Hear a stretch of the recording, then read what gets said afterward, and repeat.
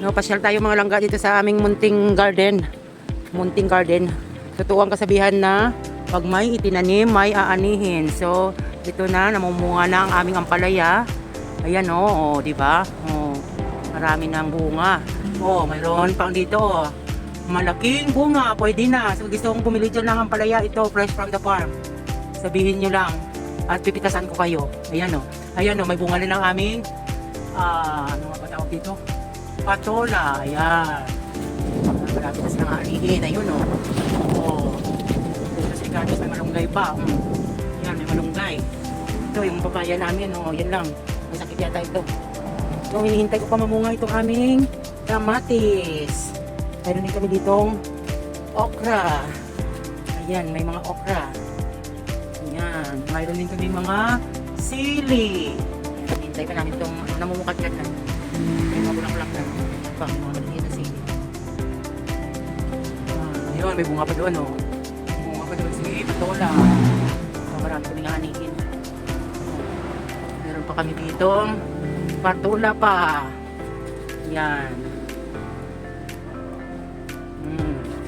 Ito pa, meron pang sumisiksik doon, oh. Maraming ano to. Sarap doon mga langga ilagay sa miswa na may sardinas. Tapos i-partner mo sa may tuyo. Ayan, sarap. Ayun doon, oh, sa ano, nakita.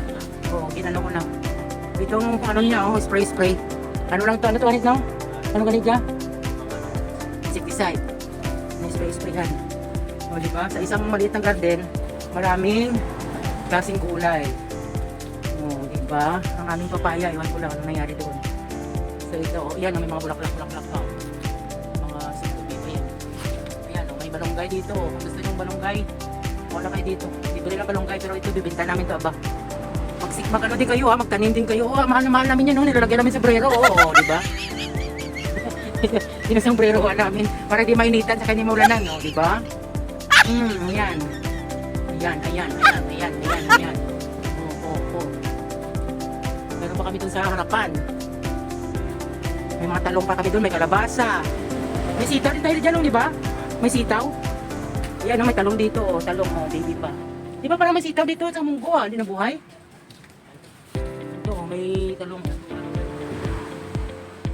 Hindi nag-success sa kaming sitaw. Oh, may luya pa dito. Oh. Malapit na kami magkaroon ng bahay kubo kahit munti. Oh. Diba? Ito may mga hilamon. Oh, may tanglad din. Oh, saan ka pa? Yan yung mga talong. Wala kasi kaming ano. Marami sana kaming gustong itanim kasi wala kaming malawak na lupain para pagtaniman. So nagsisiksika na lang sila dito.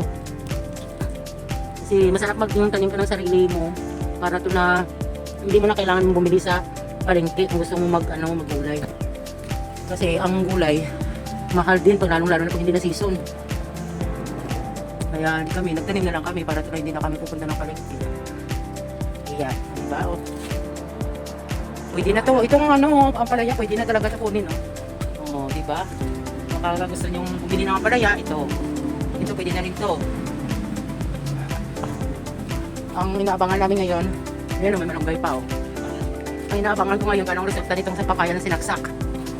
Ito na yung sinaksak mga langga, kung napapanood nyo yung video ko nung nakaraan, yan, oh. Yung sinaksak na na-stress daw, ano yun, oh. Para daw magsasayan, may bunga na. Diba, totoo ako sabihan. Ayan, meron din kami ditong sago-sago. Sago, tsaka meron kami ditong yellow luya. Luyang dilaw pala. Luyang dilaw. Ito yung maraming papaya na lalaki na pinagsasaksak ng kuya ko para na maging babae. Ewan ko paano nangyari yun na naging babae ang lalaki pag sinaksak. Ayan, oh. Awan ng Diyos. Ayan, namunga na siya mga langga, oh. Dalawang bunga. Kaso minsan yung iba tatanggalan. Ang hina ng kapit. Ayan, may mga okra kami dito. Saka may tanglad din. Ayan, doon sa may baybay meron din kami mga lupati doon ng puti. Ayan, meron din kami dito ng kamuting kahoy. Ay, kamuting pala. Termos. May gusto bumili ng termos sa kamuting. Kinukuha ko na lang sila dito. Kinukuha na ko sila dito para fresh. O, diba? O. So, dito na lang mga langga. Abangan na lang natin pag nag-harvest na. Bye!